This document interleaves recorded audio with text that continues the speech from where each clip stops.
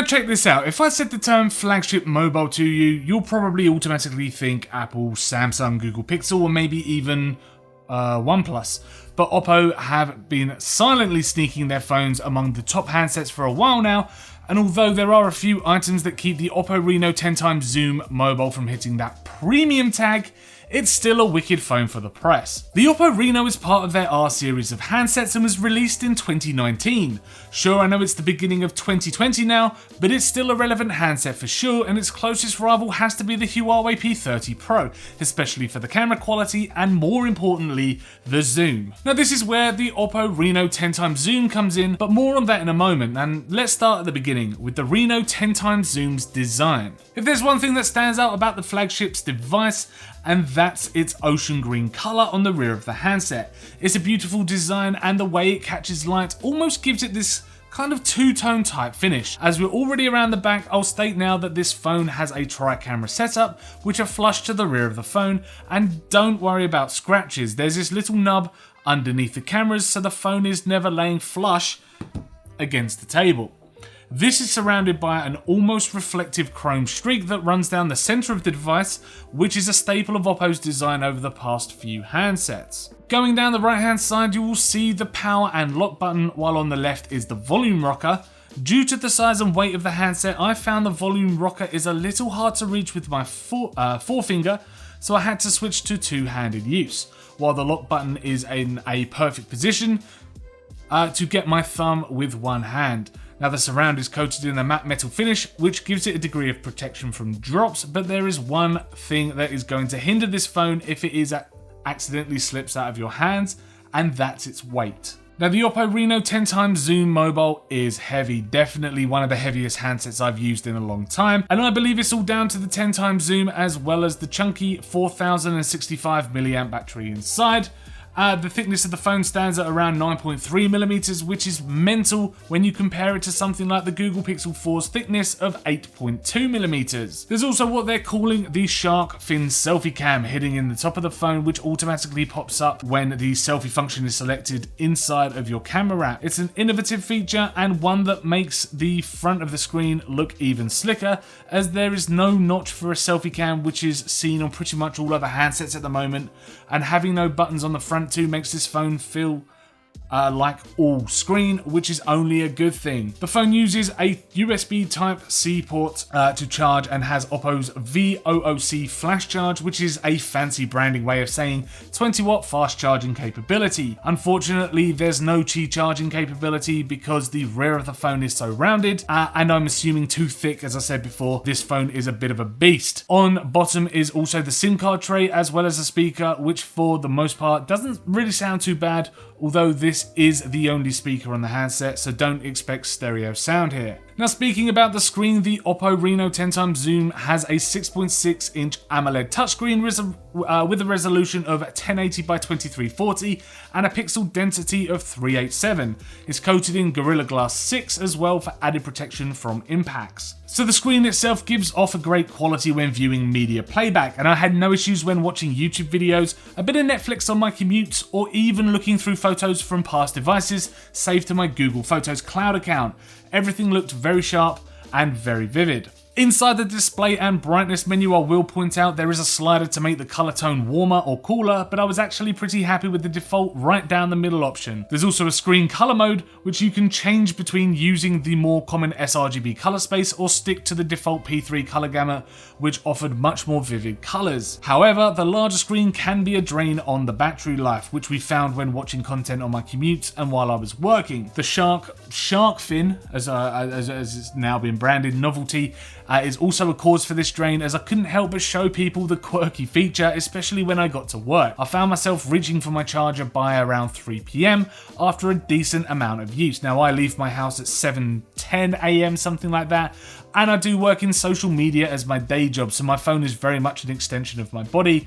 It's in use pretty much from the time I leave my house. So what about the performance? Well, inside the phone you can find a Qualcomm Snapdragon 855 processor with an Adreno 640 graphics chip. There are several variations of handset depending on how much RAM you want, and these are either 6GB, 8GB or 12GB. Likewise with storage, you can choose between 128GB or 256GB. What's awesome about the handset is the fact that you can extend the memory with a micro SD card up to 256GB, which we don't really see on flagship handsets now, and it does share the SIM slot, which can be located on the bottom of the handset. When we ran our Geekbench 5 test, we revealed a score of 590 on a single core and 2,646 on a multi-core score. This puts the handset in line roughly with the Xiaomi Black Shark 2 and Samsung Galaxy S9. However, looking over the Geekbench website, I saw scores as much of 658, sticking it closer to the Xiaomi Redmi K20 Pro. 3D Mark told me that the Slingshot Extreme test was the best for this phone, so we ran that and received a score of 5,718. The Oppo Reno 10x zoom comes with Android 9, or Pie as it's better known, but Oppo used their own variant called ColorOS 6.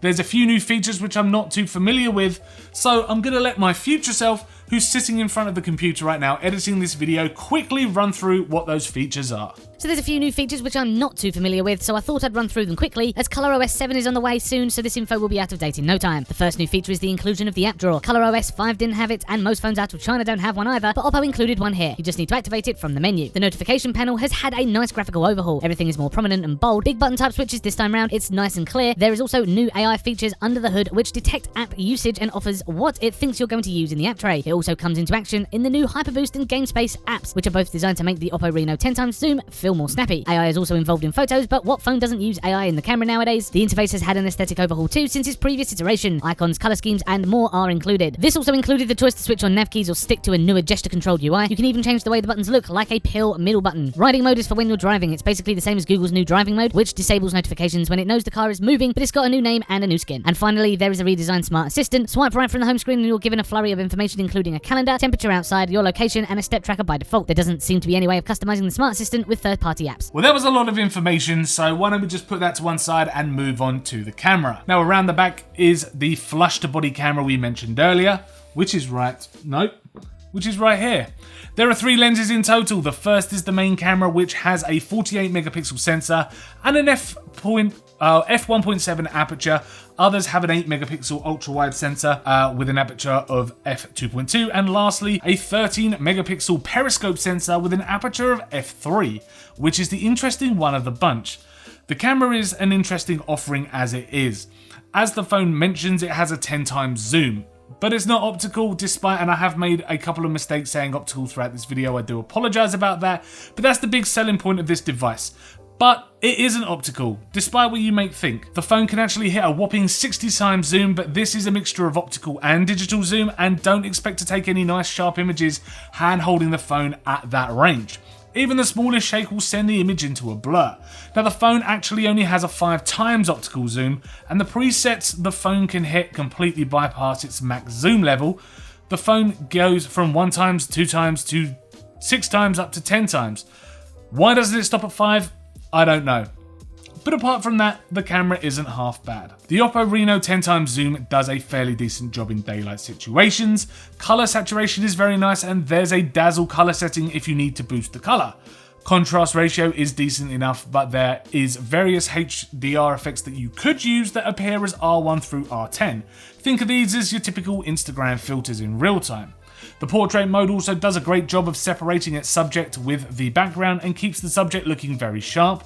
There are also the usual camera modes that to find and are available, like panorama, slow motion, which shoots at 1080p, great, time lapse, and expert controls, which allow you to adjust things like shutter speed, white balance, and exposure. For low light photography, I was left impressed. I used the camera at Christmas, taking snaps while we ate at the table, and when we were opening presents around the tree, and images came out very, very sharp, albeit a little low on the saturation scale. At this point though, I didn't use the dazzle color, but everything still remained nice and sharp. Video again is a fairly decent quality, and what more, can actually shoot 4K 60 frames per second, and there's no really noticeable rolling shutter either, with sharp speedy pans. Image stabilization kicks in very nicely, which really helps with shooting handheld. Now there's really no secret that the Oppo Reno 10X Zoom Mobile is trying to take on the industry leaders. It's just lacking some refinements that we have now come to expect from Apple and Samsung. However, the aesthetic look of the Reno Zoom 10X is pretty decent, and as a performer, it can at least keep up with the likes of the Huawei P30 Pro, especially with the camera. I mean, heck, even the OnePlus 7T is having a run for its money, as the Oppo is slightly undercutting the latest company to break the flagship market, especially when it comes to price. Even its operating system, the ColorOS 6, has been improved in such a way that you no longer feel too hindered when using it. Everything felt fluid and had no noticeable slowdowns, and it even ran everything I threw at it flawlessly. The 10X zoom marketing issue is a little disappointing, but the camera is extremely capable in most lighting situations. It is a heavy phone for sure, but it's got a premium feel to its body. Well done Oppo, you've got a cracking handset here. So thank you very much for checking out our video review of the Oppo Reno 10X Zoom. If you enjoyed this video, then do click that like button. Please subscribe to keep up with our latest tech and gaming videos. And also let us know in the comments down below what you think about this handset, whether you would go for something like this from Oppo, or you would stick to a Huawei P30 Pro. What did we say? Samsung Galaxy S9. You've got the OnePlus 7T in there as well. That is, this phone is hot on its heels. So let us know if you would go for one of those handsets rather than the Oppo. Also, while you're there, check out our links in the description. We've now got a Mixer channel that we're streaming to 3 times a week from 8:30 till late on a Tuesday, Wednesday and Thursday. That's British time or GMT. And we've also got a link to our new podcast, which we are recording at the moment, the TechNuovo Talk Show. There will be a link in the description down below to all of your favourite podcasting apps, Spotify, Apple Podcasts, that kind of thing. As I say, thank you very much for watching this video, and we will see you in the next one.